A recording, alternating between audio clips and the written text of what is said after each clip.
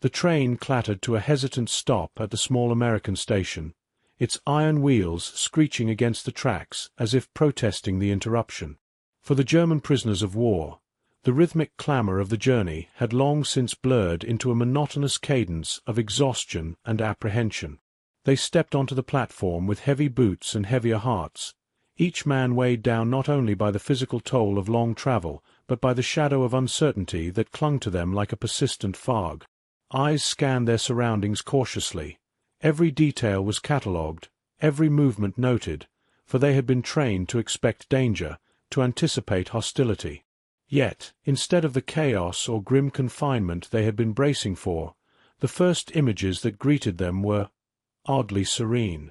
The towns they passed, whether glimpsed from the train windows or explored briefly on foot, were tidy in a way that seemed almost surreal. Streets were lined with neatly trimmed hedges and houses painted in calm, cheerful tones. Children played in yards under the watchful, yet smiling, eyes of parents who nodded politely at the newcomers. There were no barbed fences, no barking guards immediately at hand, only an unexpected sense of order, comfort, and even warmth. The POWs, trained to interpret every smile as a potential threat, found themselves hesitating, some furrowing their brows in confusion, while others allowed themselves the tiniest hint of a grin. It was disorienting in a way that no interrogation could ever replicate. America looked nothing like the nightmare they had imagined, nothing like the land of harsh captivity they had braced for. Then, in the soft, humming light of the mess hall, something else caught their attention, a line of bottles that seemed to glimmer like small jewels on the counter. Coca-Cola. The iconic, bubbling beverage, red and white labeling pristine, beckoned with an almost comical promise of refreshment. They stared, some whispering in disbelief to one another, others daring to inch closer as if approaching an object of sacred curiosity. Fingers reached out, hesitated, then lifted the bottles with a mixture of reverence and incredulity. It was sweet, fizzy, and utterly unlike anything they had tasted before, a simple pleasure that somehow felt decadent after the sparse, regulated rations of the camps they had left behind. Laughter, soft and almost hesitant, escaped from a few of the older men, a sound that startled even themselves. There was humor in it, yes, but also a pang of longing for a world they had never known, a world that could feel so inviting even while they remained, technically, prisoners. The journey across the Atlantic had been a study in contrasts, claustrophobic, chaotic, yet intermittently punctuated by moments that sparked awe. Packed tightly into the lower decks of transport ships, the German prisoners had endured the constant sway of the ocean, the smell of unwashed bodies, and the incessant din of nervous whispers. Metal groaned and water sloshed against the hull as if the sea itself was testing their endurance, and every sudden jolt sent a ripple of tension through the confined ranks. Some clutched the rails, knuckles white, eyes darting to the horizon in desperate hope for a sign of land. Others, resigned to the monotony, had learned to make the best of it, engaging in quiet conversation or shared cigarettes, a fleeting sense of camaraderie binding them together amidst the unknown. Anxiety and anticipation intertwined, an inseparable thread woven through every hour of the voyage. Their imaginations had been molded for years by the rigid narratives of propaganda, feeding them visions of America as a land of excess and moral decay, or worse, a place of immediate danger. Stories of endless deserts of steel and poison, factories churning endlessly in smog-choked cities, and civilians armed with hostility had filled their minds. They expected hostility at every turn, suspicion in every gesture, and yet the first sight of the American coastline produced an unbidden flicker of disbelief. The beaches were wide and clean, the docks organized with meticulous efficiency, and the bustling workers moved with an easy rhythm that seemed almost choreographed in its civility. There was no chaotic mob, no menacing crowd.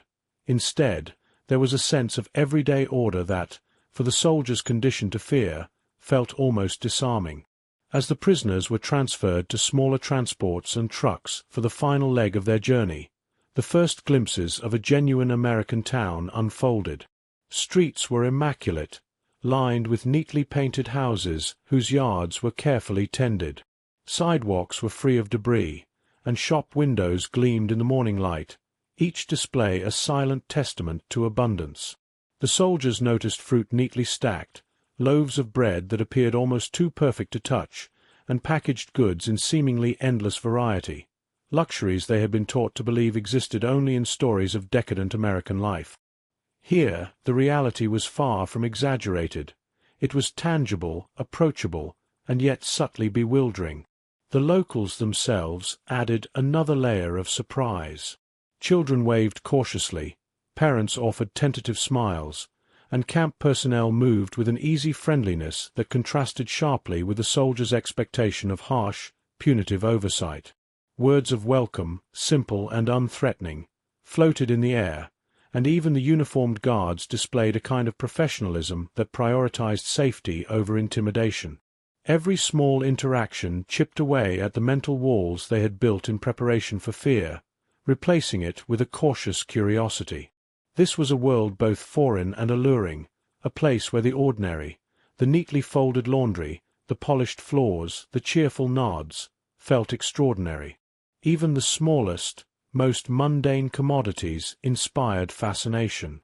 Cans of soup stacked high on shelves, slices of bread soft and uniform, brightly colored fruits that glowed with ripeness, all were symbols of a life that had seemed unattainable, almost mythical. The soldiers began to realize that the America they had been warned against was, in fact, a place of surprising civility and abundance. Awe and disbelief mingled, an undercurrent that would define their earliest impressions of the land and shape every step that followed. The mess hall, a wide, sunlit room humming with quiet conversation and the occasional clatter of trays, became a theater of wonder for the German prisoners. The long tables, polished and orderly, were lined with trays that carried an abundance so foreign it nearly defied comprehension. Plates were piled with food that gleamed under the overhead lights, golden brown rolls, thick slabs of butter, colorful vegetables neatly arranged, and meats cooked to tender perfection. Soup, rich and fragrant, steamed in bowls, promising warmth with each spoonful. For men who had grown accustomed to the rationed, monotonous fare of military camps, every sight, scent, and taste was a revelation. Fingers hesitated over unfamiliar textures, noses twitched at the symphony of smells, and eyes darted from one item to the next as if trying to catalogue the bounty before them. Among the myriad of offerings, one item stood out with almost mythical allure: Coca-Cola. The bottles glistened, condensation forming tiny rivulets down the sides, promising refreshment in a way the POWs had never experienced. To see it there, so ordinary to the Americans, felt extraordinary. They lifted the glass, hesitated as if the act itself were an indulgence, and then took tentative sips. The sensation was immediate and overwhelming, cold, fizzy, and sweet, a contrast to the lukewarm, bland liquids they had been accustomed to. For some, the effect was almost dizzying, a rush of sugar and effervescence that made the room spin slightly in a delightful, harmless way. There was laughter, soft, nervous, tinged with incredulity, and whispered comments, half in awe, half in jest, as men shared their astonishment with neighbors. Here was a luxury, a symbol of abundance, available freely, in contrast to the scarcity they had endured for years.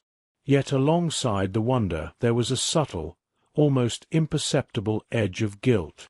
Each bite, each sip, reminded them that they were captives, guests under strict supervision, and yet allowed pleasures that would have seemed impossible in the world they had left behind. To consume freely was both liberating and disorienting.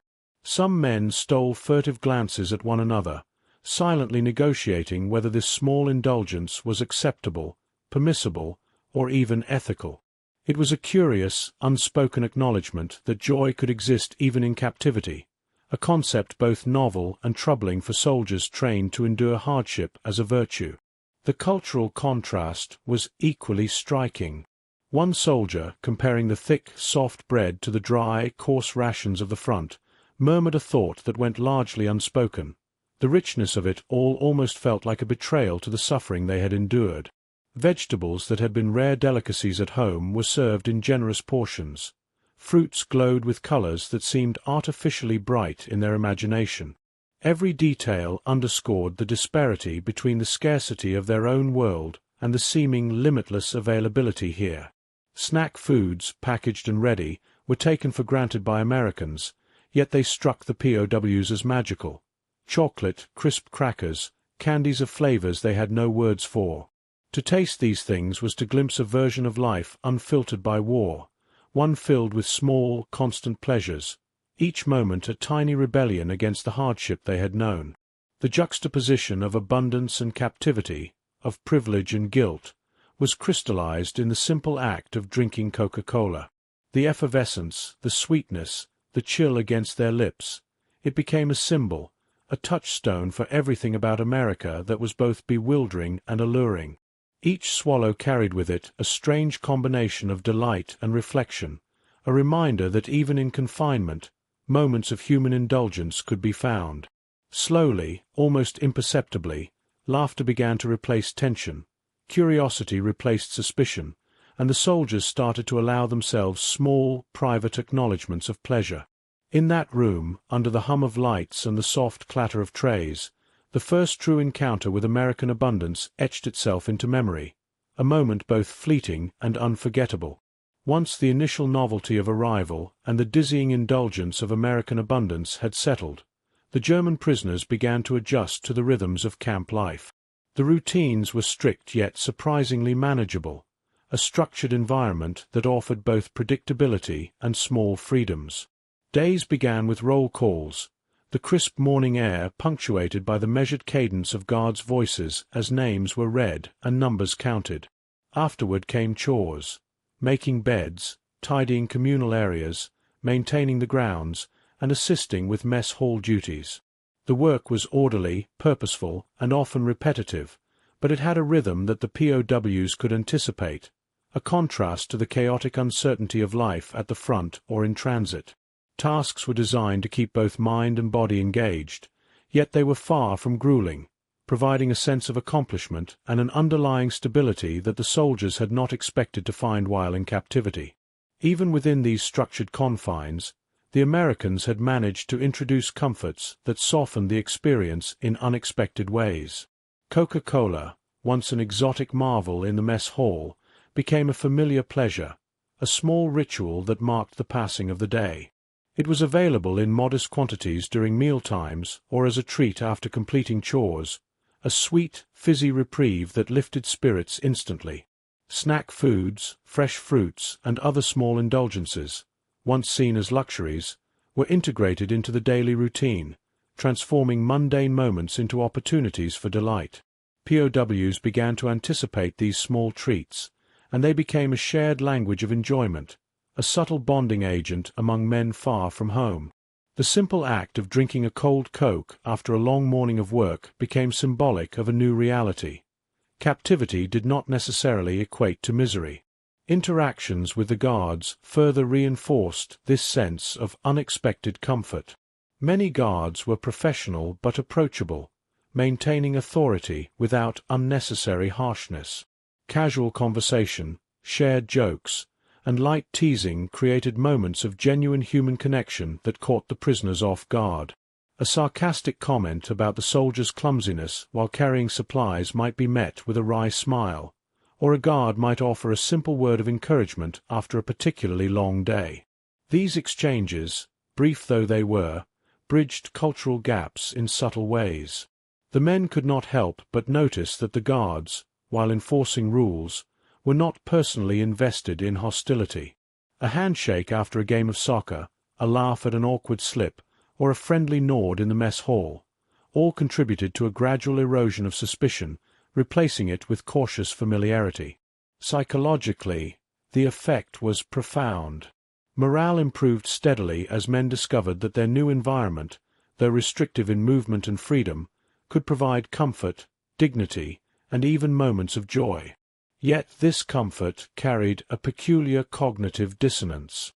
They had been trained to regard Americans as enemies, the embodiment of a decadent, threatening culture. Yet here, under the same roof, they found themselves laughing, eating, and drinking alongside those very people. The question, "Am I really an enemy here?" echoed quietly in many minds. It was disorienting but liberating, a reminder that human experience could defy rigid definitions of friend and foe. This subtle psychological shift allowed POWs to experience captivity not as an unrelenting trial, but as a period of temporary reprieve, punctuated by moments of sweetness, humor, and unexpected human kindness. By the end of the first few weeks, camp life had settled into a comfortable rhythm. Work was predictable, pleasures were modest but reliable, and the presence of American abundance, whether in the form of Coca-Cola, a fresh loaf of bread, or a shared joke with a guard, softened the boundaries of captivity. What might have been a grim, isolating experience became something more nuanced, a strange blend of order, comfort, and human connection, leaving the prisoners to reconcile the paradox of feeling, in some ways, unexpectedly at ease in the land they had been taught to fear. As the weeks in the camp passed, the German prisoners began to encounter another layer of the American experience, one that extended beyond food and basic comforts into the world of consumer abundance and leisure. On supervised excursions into nearby towns or on brief, organized outings, they were introduced to stores stocked with goods that seemed almost fantastical. Shelves were lined with items that defied the austere realities of life back home: rows of canned fruits, neatly packaged sweets, bright tins of cookies, jars of preserves, and walls of colorful candies that gleamed under fluorescent lights. Every item was within reach, ready for purchase or display, a stark contrast to the rationed, minimalist products they had grown accustomed to. The soldiers walked slowly through the aisles, eyes wide, fingers brushing items in disbelief, hesitant to believe that such abundance could be ordinary for some people. Soda fountains, in particular, became a focal point of fascination. The bubbling, fizzy drinks that had first been encountered in the mess hall were now available in elaborate, almost theatrical displays, served in tall glasses with frothy tops and bright straws. Men would cluster together, watching the pour, comparing flavors, and tasting with a mix of awe and delight. The simple pleasure of a Coca-Cola float or a scoop of ice cream was magnified by the setting, an everyday indulgence transformed into a ritual of fascination. Baseball games, too, held an almost magical quality.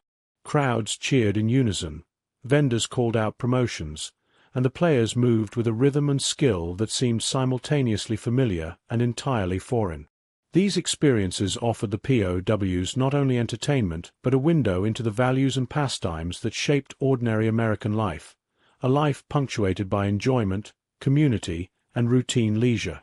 Coca-Cola, ever present, acted as a subtle gateway to this larger cultural immersion. It was no longer merely a sweet drink, but a symbol that unlocked curiosity about the broader American way of life.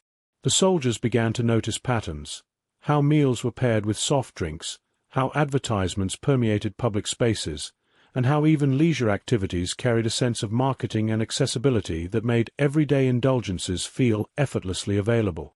Each sip and each shared moment of consumption reinforced the realization that America was a land of plentiful opportunity, even in the small, seemingly trivial details.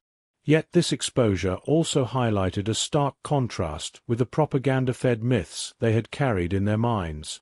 For years, they had been told that America was decadent, dangerous, and morally corrupt, a society teetering on excess and chaos.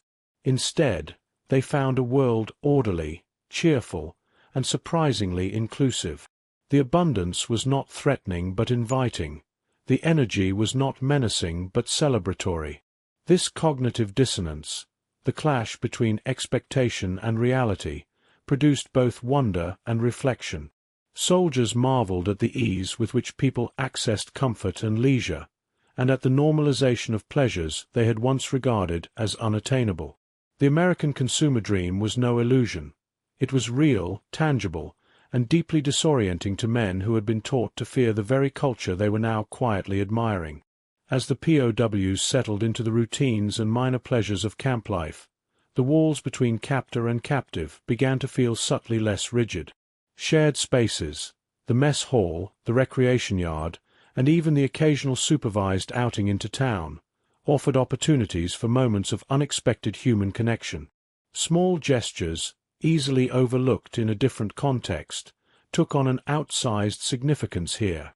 A guard offering a bottle of Coca-Cola to a weary prisoner after a long morning of chores, the fizz still cold and sweet against the heat of the day, became more than a simple refreshment. It was a silent acknowledgment of shared humanity, a quiet bridge over the gulf of assumed enmity.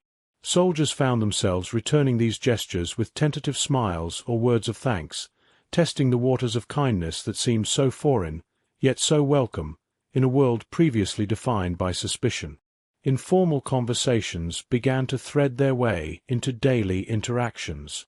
A POW might comment on the quality of bread or the taste of fresh fruit, only to find a guard joining in with a casual remark about a family recipe or the best vendor in town. Humor became a subtle, disarming tool. Slips of the tongue, missed steps, or accidental clattering of trays produced shared laughter, sometimes startling in its unexpected warmth. These fleeting moments, while small, carried immense weight. They reminded the soldiers that the individuals enforcing the rules were not abstract representations of an enemy, but real people, capable of humor, empathy, and curiosity. Coca-Cola, appearing frequently in these scenes, shared during meals, offered on breaks, or consumed in quiet, stolen moments, became a recurring motif, a tangible representation of the humanity that transcended uniforms and national allegiance. Beyond the camp, personal anecdotes flourished in the spaces allowed. Soldiers exchanged letters, some clandestinely, some formally, building connections with friends and family back home. These letters often recounted small adventures, a rare trip into town under supervision, a brief encounter with a local merchant, or the discovery of a favored snack at a soda fountain. Mischief and humor crept in naturally. One soldier's attempt to impress a fellow prisoner by balancing a stack of canned goods ended in a noisy collapse, prompting laughter from both prisoners and guards alike. These incidents, trivial on the surface, deepened the sense of shared experience and blurred the rigid delineations of us versus them. They reminded the men that even in captivity, life retained its capacity for joy, for surprise, and for human connection. The paradox of being treated well by the enemy lingered in quiet reflection. Soldiers found themselves grappling with the dissonance of enjoying privileges, comforts, and kindness from those they had been trained to fear and oppose. Each shared Coke, each exchanged joke, each small act of courtesy carried a subtle yet profound lesson. The lines drawn by war were drawn on paper, not in the hearts of the people living them. POWs began to internalize a new perspective, one that acknowledged the complexity of human relationships and the ways in which empathy could flourish even in unlikely circumstances. Coca-Cola, fizzy, cold, and sweet, became emblematic of this lesson, a recurring reminder that common ground could be found in the simplest of shared experiences. By the end of several months, the bonds forged across enemy lines, however modest, left an enduring impression. The soldiers carried with them not only memories of abundance and comfort, but a deeper understanding that humanity often defied expectation. A shared beverage, a laugh at a minor mishap, or a word of kindness could bridge worlds otherwise divided by ideology and war, creating moments of connection that lingered far longer than the duration of captivity itself. Even as bonds of human connection began to form across enemy lines, many German prisoners still carried an undercurrent of skepticism toward the unfamiliar American world around them. Everything from the brightly lit streets to the animated chatter of townsfolk seemed exaggerated, almost theatrical, in its cheerfulness. The mess hall, the soda fountains, and the neatly organized stores were comforting, yes, but they also emphasized the extent of cultural difference, prompting quiet reflection. This world was orderly, affluent, and liberally indulgent in ways that contrasted sharply with the austerity and regulation of their previous existence. It was not merely the abundance that astonished them, but the casual ease with which Americans engaged with it, a norm that required adjustment, and occasionally, internal negotiation, to accept without judgment.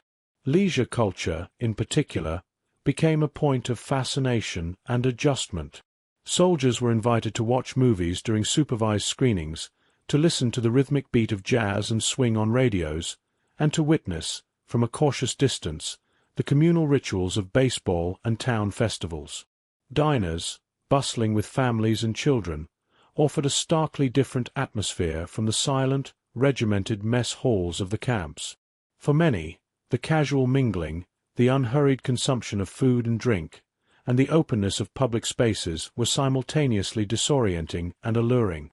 Some laughed quietly at the colorful advertisements, marveling at the emphasis placed on pleasure and personal choice, while others quietly absorbed the norms, attempting to understand the subtleties of American leisure, from tipping etiquette to polite conversation. Adaptation, however, was not without its challenges. Language remained a persistent barrier, with signs, advertisements, and spoken interactions requiring concentration and sometimes assistance from more bilingual prisoners or sympathetic guards. Money, once an abstract concept in the tightly controlled environment of wartime rations, now demanded attention. Coins, bills, and prices necessitated calculation and decision-making, a foreign responsibility layered atop the complexities of daily life. Polite gestures, forms of greeting, and unspoken rules of conduct added another layer of learning, requiring observation, mimicry, and cautious experimentation. Each small success, the correct response to a cashier, the appropriate nod to a neighbor, the ability to follow a conversation at a baseball game, was a quiet triumph, reinforcing both confidence and the slowly emerging sense of belonging. Amidst this flood of novelty, Coca-Cola persisted as a comforting constant. Its familiar fizz, sweetness, and cold refreshment became an anchor, a small, reliable pleasure that connected new experiences to previous moments of ease and indulgence. Whether shared with fellow prisoners, offered by a friendly guard, or sipped during a brief pause from chores, it provided a subtle continuity in a rapidly changing environment. In the midst of adjustment, it symbolized the approachable human side of a foreign culture, offering reassurance that even amid disorientation, there were constants to be recognized, enjoyed, and relied upon. Gradually, skepticism softened into acceptance. The soldiers began to understand that America's peculiar norms were neither threatening nor absurd, but expressions of a lifestyle built on comfort, leisure, and social cohesion. In this process of adaptation, Coca-Cola, and the rituals surrounding it, remained a touchstone, a reminder that some pleasures could be universal, bridging the gap between expectation and reality, and easing the passage from doubt into appreciation. As the weeks in captivity stretched into months, the German prisoners found themselves engaging in a quieter, more personal kind of reflection. The initial shock of abundance and kindness had settled, leaving space for contemplation about the contradictions inherent in their situation. Here they were, soldiers of a nation at war, technically enemies of the people surrounding them, and yet treated with a courtesy and generosity that defied the grim expectations instilled by propaganda. Guards offered not just the bare minimum of safety, but gestures of goodwill, a shared joke, a helping hand, or the simple act of passing a bottle of Coca-Cola with a smile. These small comforts, once dismissed as trivial, began to carry a profound weight, highlighting the tension between the roles imposed by war and the innate capacity for kindness that existed even in times of conflict. Coca-Cola, in particular, became emblematic of this paradox. What might have seemed a minor indulgence back home, a fizzy, sweet drink, took on symbolic significance within the confines of camp life. Each sip offered a fleeting sense of pleasure, a momentary escape from the regimented routine and the psychological strain of captivity. More than that, it served as a quiet reminder that life, even amid the machinery of war, could retain pockets of normalcy, joy, and humanity.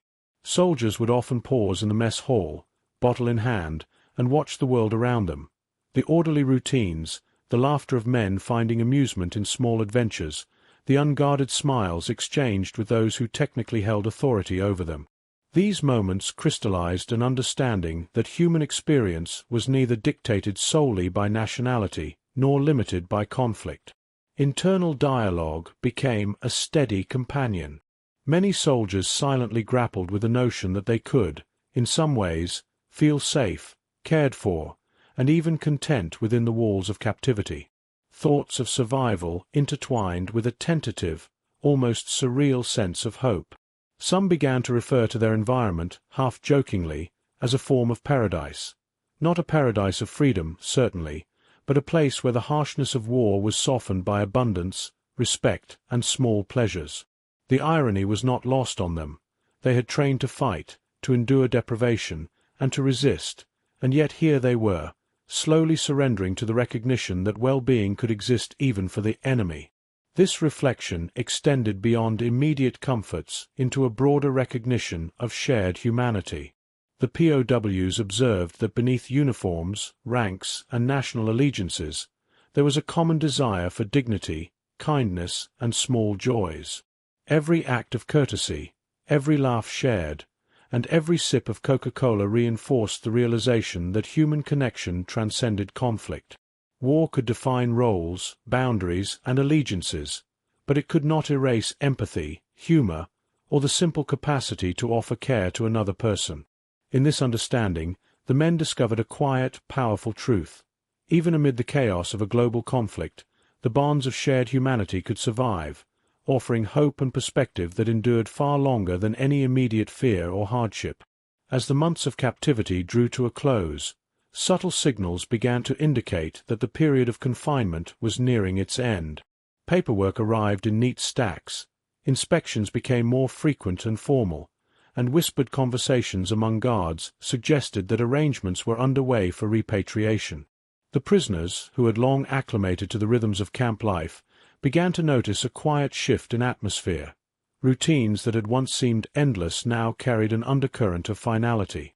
The same familiar mess hall, where Coca-Cola had first introduced them to the strange pleasures of abundance, was now filled with a bittersweet awareness that these small comforts would soon be gone. Each meal, each bottle, each shared laugh was tinged with the knowledge that they were savoring the last moments of a chapter that had defied every expectation. Farewells were gentle, measured, and surprisingly emotional. Guards, who had spent months enforcing order yet offering moments of kindness, exchanged nods, handshakes, and brief words of parting. Some letters of gratitude were handed over cautiously, a gesture of respect and acknowledgement that transcended the strict boundaries of wartime hierarchy. Camp staff, from kitchen workers to clerks, offered smiles and wishes for safe travels, their familiarity now laden with significance. These interactions, once ordinary, became treasured memories, reminders that the human capacity for decency had persisted even in unlikely circumstances. The simplest gestures, a bottle of Coke shared one final time, a pat on the shoulder, or a quiet joke, resonated with unexpected poignancy, crystallizing the lessons learned about kindness, empathy, and shared humanity. Coca-Cola, which had begun as a novelty, now took on a symbolic weight. The fizzy sweetness that had once sparked curiosity and delight now evoked nostalgia, a tangible reminder of the paradoxical warmth they had experienced in captivity. In its effervescence and familiarity, it captured the essence of an America far removed from the caricatured warnings of propaganda, a land where generosity, civility, and small pleasures were accessible even to those considered enemies. As the trains and trucks prepared to carry them back across the Atlantic, the prisoners reflected quietly on the journey they were leaving behind. The neat towns, cheerful streets, and friendly faces contrasted sharply with the grim images of war and the warnings that had shaped their expectations. They were leaving a country that had defied every preconception, where comfort, kindness, and even humor had softened the edges of captivity, and where a simple beverage had come to symbolize a profound lesson. Humanity could endure, even in the most unexpected of places. As the final days of captivity drew to a close, the German prisoners carried with them a mosaic of impressions, experiences, and contradictions. Expectations forged in the fire of wartime propaganda, visions of a hostile, decadent, and dangerous America, had collided with the lived reality of orderly towns, cheerful faces, and everyday abundance. The contrast was stark, almost surreal, and yet it had been lived, felt, and memorized in the quiet details of camp life. Every neatly trimmed street, every well-stocked store, Every moment of laughter shared across enemy lines had etched itself into memory, challenging long-held beliefs and offering a complex understanding of the human capacity for decency. In the mess hall, the place where many of the first surprises had begun, soldiers paused for one final reflection. The routines, the meals, the small indulgences, and the human kindness they had encountered coalesced into a subtle, almost unspoken acknowledgement. Captivity could be harsh, yet it could also be infused with unexpected pleasure, dignity, and even humor. The paradox of war, that one could be an enemy and still be treated with generosity, lingered vividly. It was a quiet lesson in humility and perspective, teaching that the lines drawn by conflict were often far more porous than ideology suggested. A single, lasting image captured the essence of this revelation. A soldier, fatigued yet at ease, held a bottle of Coca-Cola in his hand, condensation dripping lightly onto his uniform. He raised it to his lips, savoring the sweet, fizzy refreshment, and allowed himself a small smile, a private acknowledgment of the strange, ironic wonder of his experience.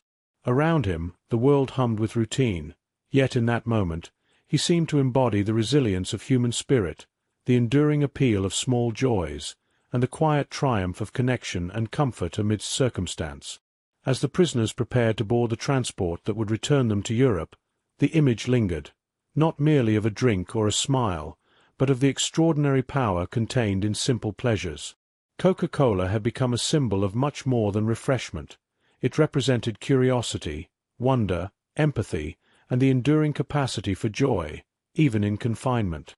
And as the trains and trucks carried them away, each man carried with him the ironic knowledge that, sometimes, the smallest moments of kindness and delight could leave the deepest impressions, reshaping understanding in ways that war, hardship, and expectation alone could never achieve.